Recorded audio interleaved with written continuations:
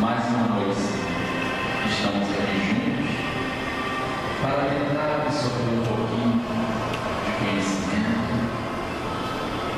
para tentar transformar nossas vidas e nos libertar das prisões que ainda fazem sofrer. Que possamos abrirmos a consciência e que os trabalhadores espirituais que estão aqui possam nos incluir naquilo que necessitamos aprender, nos auxiliando nessa absorção de conhecimento. E assim, Pai, juntos, uma só vibração, vamos dizer para a prece que nos ensina o seu Filho Jesus. Pai nosso, que estás em glória, que santificado seja o teu nome, Senhor, em louvor de todas as criaturas. Que venha a nós o teu reino de paz, de luz, de esperança e caridade. Que seja feita, Senhor, a tua santa e divina vontade, assim na terra como nos céus espirituais. O pão, o corpo e o Espírito dá-nos hoje. Perdoa, Pai, as nossas dívidas, ensinando-nos a perdoar os nossos devedores, com esquecimento de todos os males.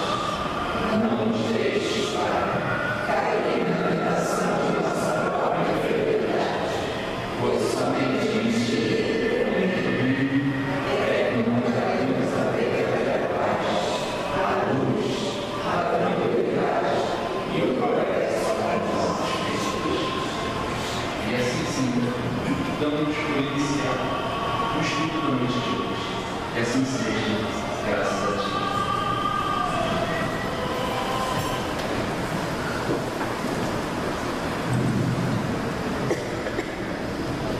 Bom, quando a Sônia me convidou para fazer o estudo hoje, eu tinha assim, caramba, eu não queria falar de nada daquilo que eu já falei, mas ao mesmo tempo a gente não consegue fugir daquilo que é necessário falar. E aí durante algum tempo fiquei analisando o que eu vou falar, qual será o tema. E aí pedindo ajuda ao pessoal para intuir, dar aquele gancho assim para ver que é isso. E um dia, vendo a situação como que estava ocorrendo no nosso mundo, me chegou às mãos um vídeo. É um documentário em cima do Chico Xavier, chamado Data Limite. Esse documentário fala de um momento que Chico falou, de uma reunião que teve na escola, onde Jesus, reunido ali com vários governantes do nossa galáxia, ia discutir a situação do nosso planeta. E ele, sempre amoroso com a gente, sempre paciente, viu que a gente não estava pronto ainda para a grande mudança e pediu que nos desse um prazo de mais 50 anos para que a Terra pudesse aí alcançar um nível de evolução para que fizesse a transição para a regeneração sem grandes sobressaltos. E nesse meio tempo pediu aos seus emissários que trabalhassem no planeta todo a despertar a consciência do homem, para que o homem fugisse das guerras e que isso seria fundamental.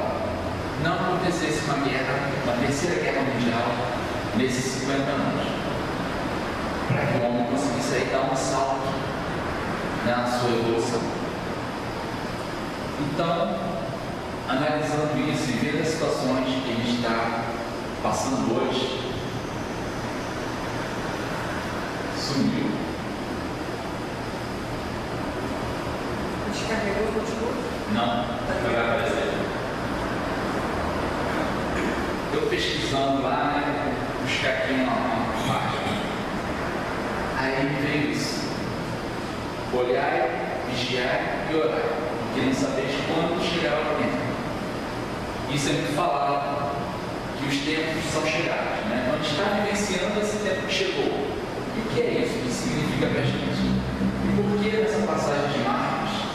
ele colocou o olhar na frente, vigiar e orar. E aí, em cima disso aí, que a gente vai trabalhar essa palestra, tentando descobrir aí o que a gente tem que despertar no nosso interior para que a gente consiga dar esse salto, porque esse prazo de 50 anos está terminando. 2019 seria essa data limite. Claro que em espiritualidade a gente não tem datas exatas, né? Então foi calculado assim. O prazo foi calculado a partir do que o homem pisasse na Lua, seria 50 anos esse prazo. Aí calcularam que cairia em 2019. Não lembro agora exatamente o mês, mas por aí. Mas data não importa muito. O que importa é o que isso significa no nosso dia a dia.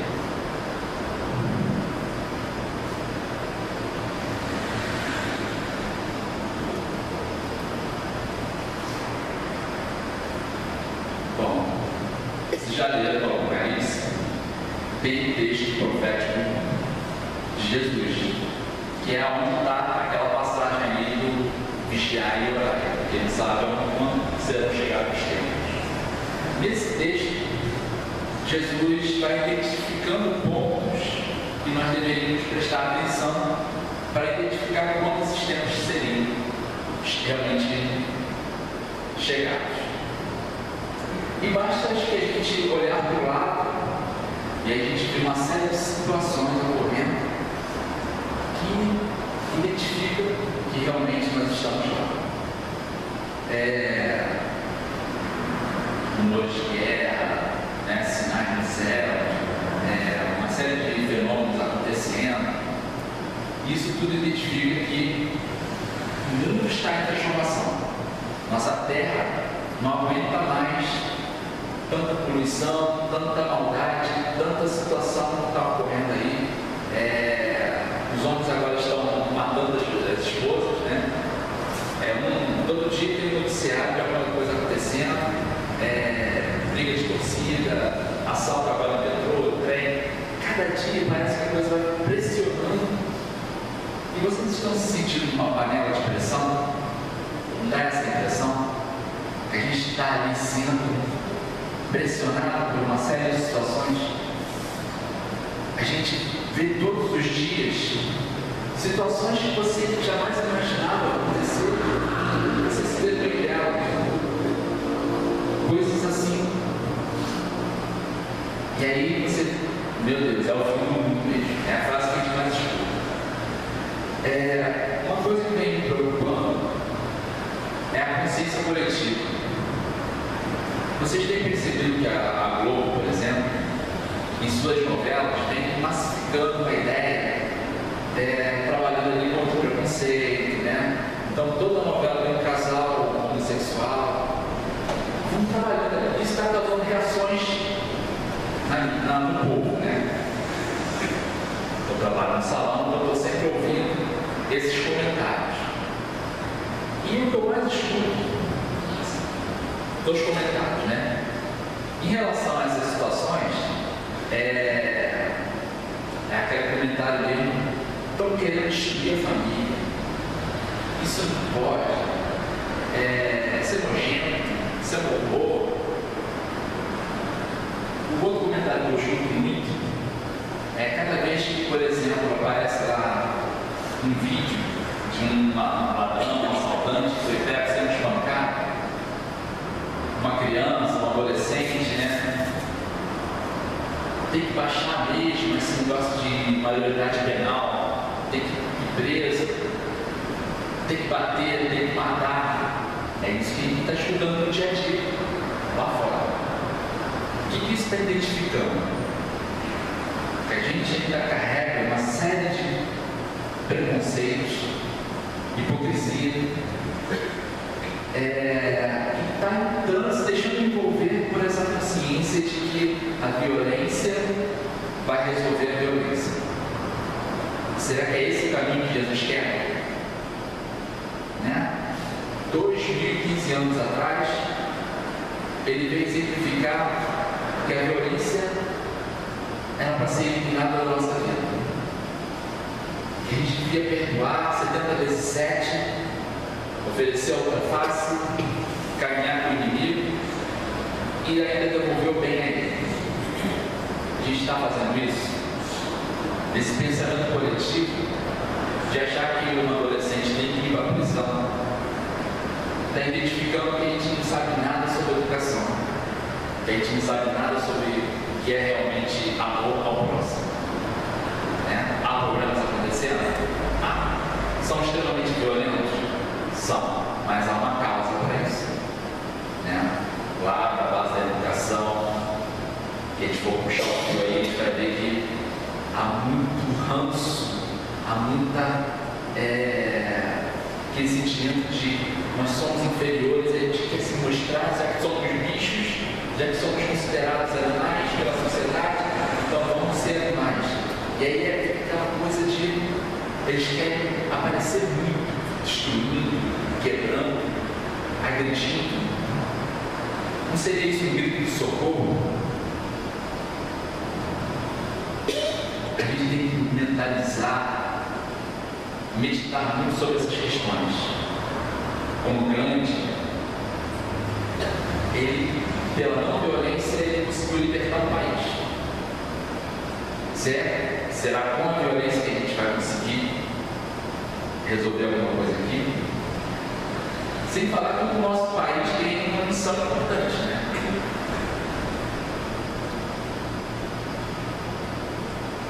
Quais seriam as comprovações de que esses tempos chegaram?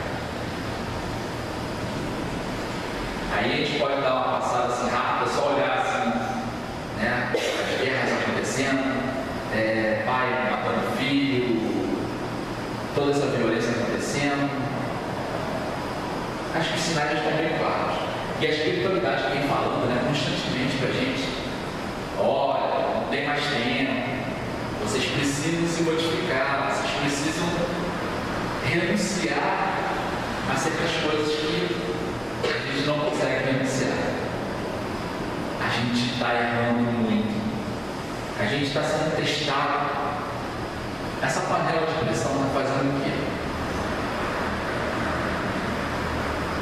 A gente não está vivendo o momento da transformação, A gente está na madrugada dessa transformação, aonde a noite é mais escura, antes do amanhecer. Essa pressão faz com que os espíritos que não reencarnam há muito tempo estão reencarnando, estão aí próximos a gente, e a gente está entregue nesse momento ao nosso livre-arbítrio. Por quê? A gente recebeu muita teoria nesses 2015 anos, não apenas de Jesus, Buda, Krishna, muitos avatares vieram à Terra trazer conhecimento. Para quê? Para ficar lá no livro bonitinho, para a gente ler, ter o conhecimento, saber contar uma história? Não. Todo o conhecimento que eles trouxeram foi para que a gente aprendesse a colocar na prática esses conhecimentos, para que a gente se libertasse do ciclo de samsara, como o oriental chama, do ciclo de reencarnações no nosso mundo. Por que a gente fica reencarnando aqui? Vocês podem falar.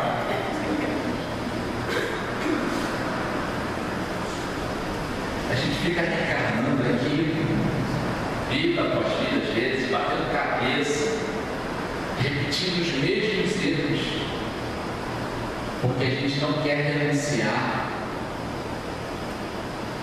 ao nosso ego, aquilo que acreditamos ser nosso, é o meu pedaço primeiro. E enquanto a gente não entender que não somos esse pedaço, e sim o todo, o que está aqui dentro está no outro, o que eu faço afeta o outro, a gente não vai dar esse salto a gente não vai parar de reencarnar. Porque a gente, enquanto tiver uma ação instintiva, né, desse mundo carnal, teremos reações que precisaremos resolver aqui, nesse mundo carnal. Então a gente precisa dar esse salto. Olha o que o Chico falou. Nosso Senhor deliberou conceder uma moratória de 50 anos à sociedade terrena, né? A iniciar-se em 20 de julho de 1969 e, portanto, a findar-se em julho de 2019, em julho. Ordenou Jesus, então, que seus emissários celestes se empenhassem mais diretamente na manutenção da paz entre os povos e as nações terrestres, com a finalidade de colaborar para que nós ingressássemos mais rapidamente na comunidade planetária do Sistema Solar, como um mundo mais regenerado, ao final desse período. Aí está o texto tirado ali da conversa de Chico Xavier com Geraldo Lemos, que está no livro Não Será em 2012.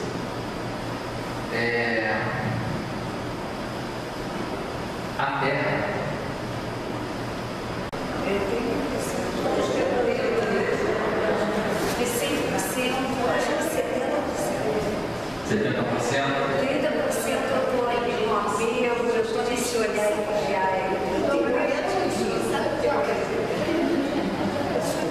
Eu acho que Só? Ei, Marcos, eu acho que nós estamos ainda aprendendo a saber. Exatamente, a gente está aqui aprendendo. Mas também não podemos, né? Relaxar. Eu me apropriei essa palestra, eu pensei que eu tivesse feito para mim. Eu me apropriei, eu me encaixei em tudo que você falou. Pois é, mas esse encaixe de todos nós é o momento de todos nós, porque a gente está na corda bamba, no momento que precisamos tomar decisões. Não há mais como ser neutro.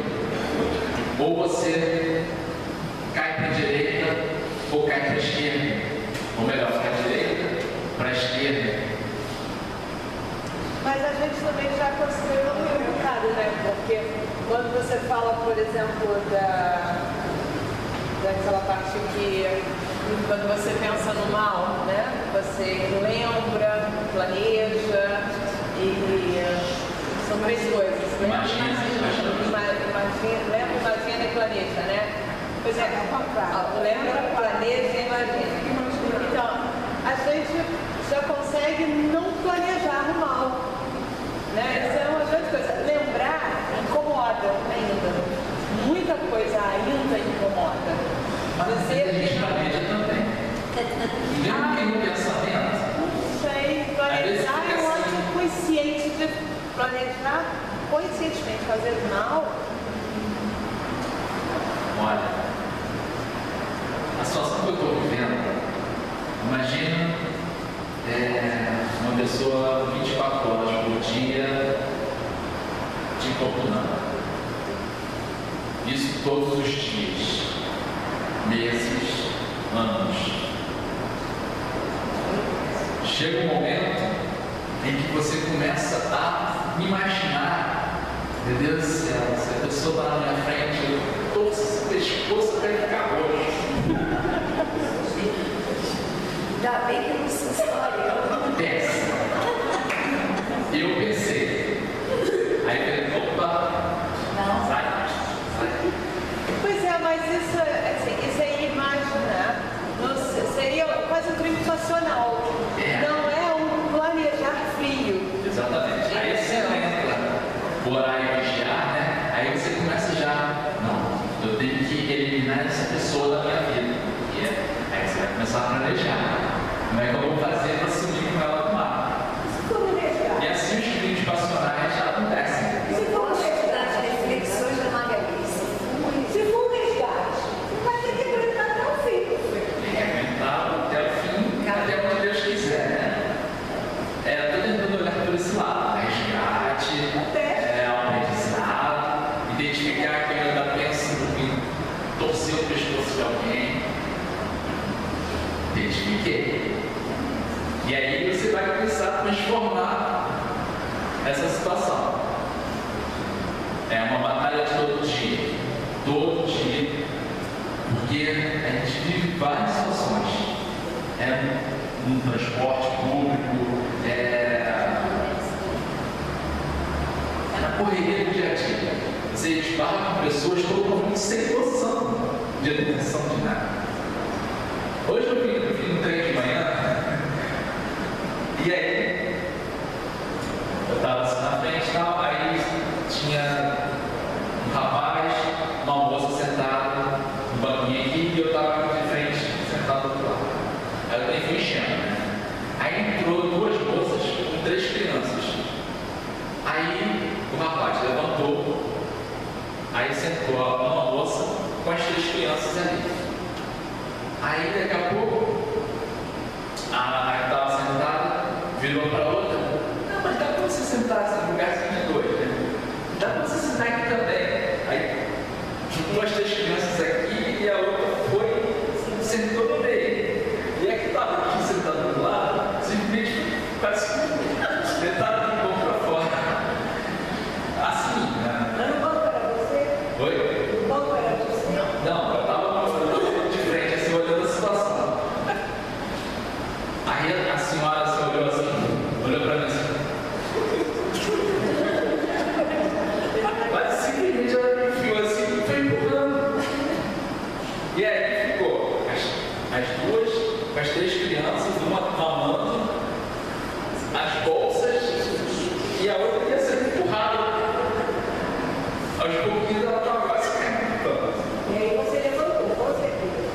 Aí quem estava do meu lado levantou, e aí ela pulou para o outro canto, para ficar do lado. Mas isso é só uma coisa que acontece. São várias outras situações que você vê todos os dias. O trem é uma aula de má educação. Paciência. Tem dia que é uma feira livre. Tem de tudo. E aí você é confrontado com essas situações todo dia. Você tem que ter paciência, você tem que ter, saber lidar com as situações. Né? Porque senão a gente sai chutando a canela de todo mundo. E às vezes você até tenta resolver situações, mas a outra pessoa não quer. Então é difícil. Das duas, uma, você continua olhando, ou você desiste. Aí você não sabe qual é a melhor atitude. É lutar, reconhecer o problema ou deixar de lado para... Mas aí, de quem é o problema? É seu ou da pessoa? Se incomoda você. Se incomoda você, está incomodando aqui alguma coisa. Pois é, e você tenta melhorar, suavizar a situação, mas não consegue, você não tem argumento. Porque você está querendo que a outra pessoa age da forma que você quer que ache que é certo. Você só não tem que te impeça. Aí, lembrar de Jesus, o que é amar ao próximo e dar a outra face? Aí você dá uma face, dá outra e quando acaba. 70 vezes 7. Você dá as costas, porque não tem mais face. Você já deu uma, já deu a outra. 70 vezes 7, não vai.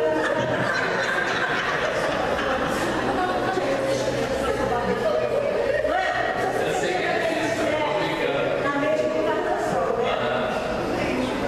Uma encarnação só a gente não consegue. Tem uma causa, né? Tudo tem uma causa, tudo vai passar. Diga. Eu me coloquei, você falou do negócio da violência. Eu recebi por WhatsApp essa semana um comentário sobre esse negócio da pena. Pena de reduzir.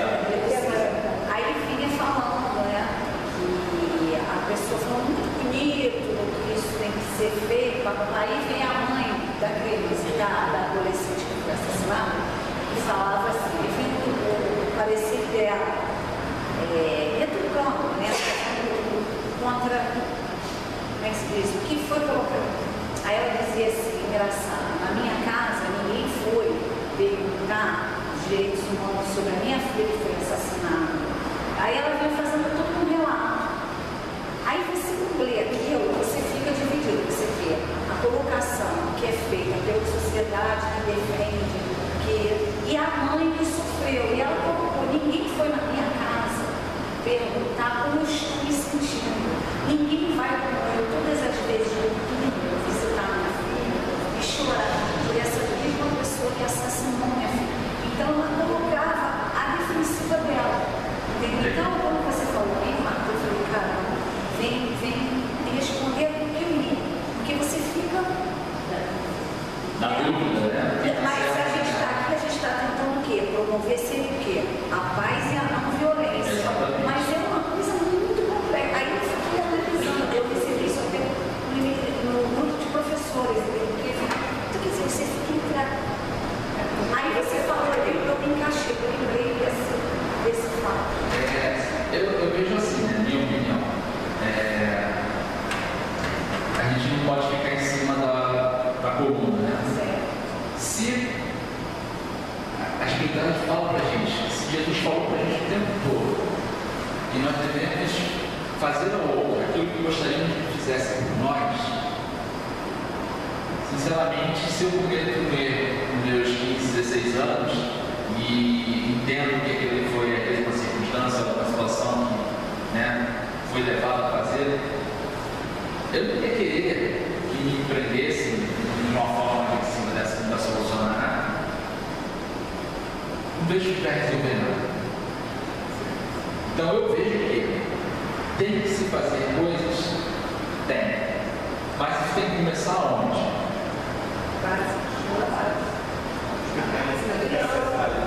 Na base, né? E aonde é a base? Aonde é a base? Será que a família é a base? Aonde é a base? A base é a sua atitude. Essa é a primeira base. Então você tem que modificar a sua atitude primeiro, porque essa é a base que se interliga às outras bases. E aí você vai começar a fazer a sua parte, né? Porque a gente não faz a nossa parte. Em várias situações a gente não faz. Uma coisa que chama a atenção também é a falta de conhecimento mesmo. Às vezes, quando eu trabalho na escola, eu já trabalhei algumas vezes, a minha voz é baixa. Se quiser, eu falo agora. Às vezes eu trabalho na escola, né? E das professores aqui, eu acho. Muitas vezes a gente traz alguns problemas, né? Início do ano, você tem aqueles assim que, quando você desconhece os alunos, né? Então, nossa senhora, o que essa criança está fazendo nessa aula? Você já chega e fala falando certo, autores, não é que tem que faltar. Aí, então, você vai para o coordenador e tendo conversa. Aí você descobre as histórias. A história de abandono, a história do abuso, a história do maltrato, dos maus tratos. E aí você começa a entender por que aquela criança está fugindo. E aí, ao invés de você querer punir aquela criança, o que você começa a fazer? Você começa a abraçar, você começa a acolher, você começa a dar apoio. E aí aquela criança começa a se modificar. Entendeu? Assim, eu não... Hoje em dia, olhando a nossa situação, né, é muito difícil a gente assumir uma postura contra, não sou contra a responsabilidade penal, ou sou a favor. O que eu estou vendo por aí são menores cometendo crimes que gente de idade não comete, né? São espíritos assim, atrozes mesmo. Então é muito difícil a gente conseguir. Mas, quando eu trago para o meu mundo, assim, muito particular, eu trago essas experiências que eu vivo, o que eu percebo é isso, talvez a gente não tenha ainda o conhecimento de como fazer para modificar isso. Mas eu não tenho, porque eu sou cheia desse tamanho, mas Deus tem. E Ele tem um plano. Né? A gente não está vendo luz no fim do túnel, mas ela está lá. E aí, assim, é esse momento, né, que a gente está vivendo, que é o plano de Deus para fazer essas modificações. Né? Assim que eu vejo. Então, assim, quando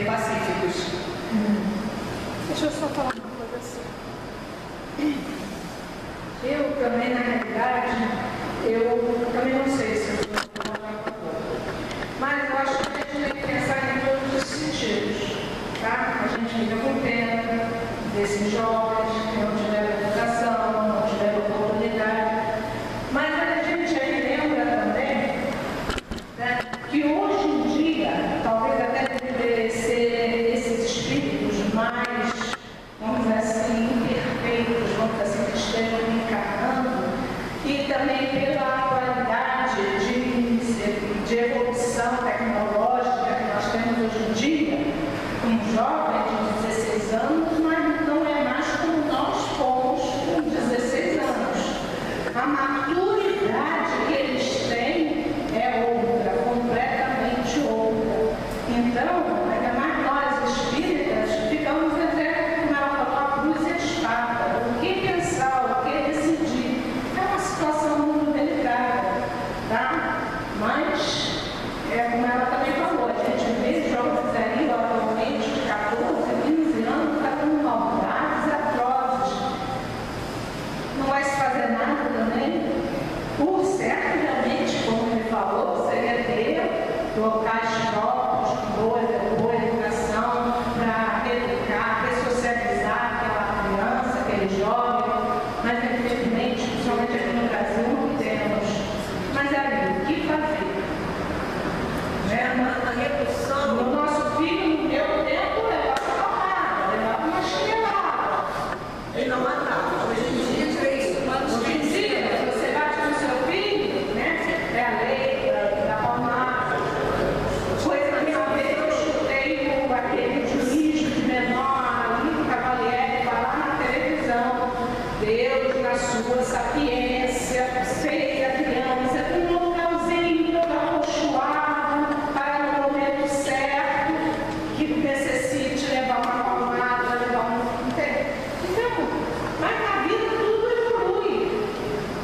Mas nem sempre evolui para o melhor. E esses espíritos que têm realmente 16 anos, 17, né, com tanta maldade, animalidade dentro de si, o que fazer? Então é isso que a gente tem que pensar e se no momento estiver decidir, decidir. Mas que é muito difícil, Eu acho que uma coisa que a gente pode fazer também. Não, eu sou a favor. Aí eu já me posicionei. Eu chego, quero ver como espiritualidade 100%. Prisão perfeita. Para mim, crime cruel, com requinte de crueldade, é prisão perfeita. É só essa vida. A pessoa vai morrer, ela não vai sair nunca mais e vai pensar e pensar e pensar e pensar que na próxima vida ela vai ter uma nova oportunidade. Né? Acho que a gente não tem que ter 30 anos com atenuantes e sair daqui a 5, 6 anos da prisão. Requinte de crueldade tira da sociedade. A gente não bota como um animal selvagem dentro da nossa casa, como um animal de estimação. Né? O animal selvagem de estimação. Então, se a pessoa não sabe bem a sociedade, retira da sociedade. Você falou também, né? Onde começa, né? A família, ela começa aqui. Realmente começa aqui, porque nem sempre a família está trazendo os valores corretos. Hoje eu fiquei muito assustada com o que eu ouvi daquele diretor da Globo que morreu. Então, esqueci o nome. Eu ouvi o filho dele falando. O pai dele era fantástico. Que um dia o pai dele falou para ele assim: meu filho, a vida é sua, estrague-a do jeito que você quiser. E ele falou assim: meu pai é muito legal. Eu falei: puxa vida, que legal, né? Faça o que você quiser com a sua vida, escreve da forma como você quiser. Eu sou um pai muito bacana, porque eu deixo você fazer tudo. Quer dizer, eu não sou um pai. Né? Então, assim, são esses os valores que a família está trazendo para a gente. Então, não é exatamente a família, mas é cada um de nós, dentro de nós. Até porque, assim, eu acho que é responsabilidade de todos nós olhar por todos nós, especialmente por crianças. Entendeu? Até aqui no centro, assim, eu sou chata. Se eu vir uma criança fazer alguma coisa, eu vou lá e falo. Eu não vou deixar pro outro, não, meu filho, eu não vou olhar, não vou falar. Não, eu vou falar. Eu também.